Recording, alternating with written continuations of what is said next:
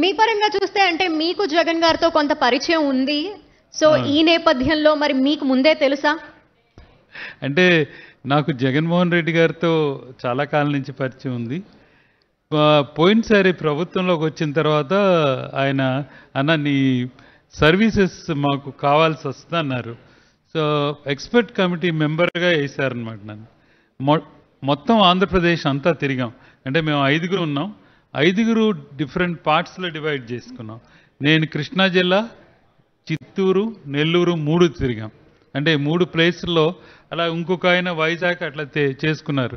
మేము PHCs, district hospitals, తాలూకా hospitals అన్నీ తిరిగి దాన్ని అల్టిమేట్గా ఒక రిపోర్ట్ ఇచ్చామండి ఆయనకి.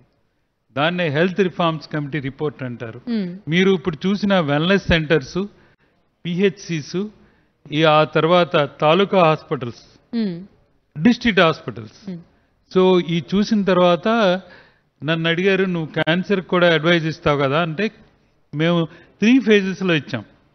ఒక ఫస్ట్ ఫేజ్ అనేది విశాఖపట్నం, రెండవది గుంటూరు, మూడవది కర్నూలు.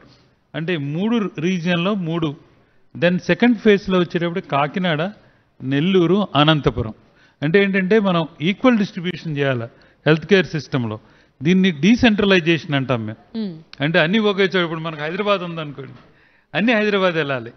ఏ కొంచెం తుమ్మినా దగ్గినా ఇప్పుడు ప్రజలందరూ హైదరాబాద్కి వస్తున్నారు. దీన్ని ఏంటి centralisation of health care system అంటారు. ఇది ఎప్పుడూ మంచిది కాదు.